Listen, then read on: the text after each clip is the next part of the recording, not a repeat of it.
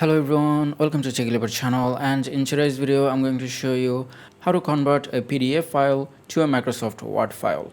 So this is the PDF file that we are going to convert today, and if we open it you can see that it has some text and it also has some images.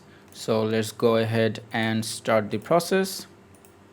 Now all you have to do is just open any browser and then type in ilovepdf.com and then press enter from your keyboard.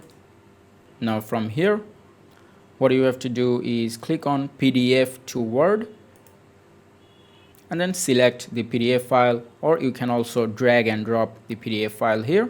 So I'm just going to click here and then select my PDF file and then click on open. And as you can see here, the free option is already selected, and from here all you need to do is just click on convert to Word, and the conversion just started and it is done. The download will start automatically. If it does not, you can just click on download Word and then the file will be downloaded, as you can see here. And if we open it, you can see that everything is in here and all the formatting is also here. It looks exactly the same. And if we compare the size, you can see that the Word document is about 89 kilobytes and the PDF is about 268 kilobytes.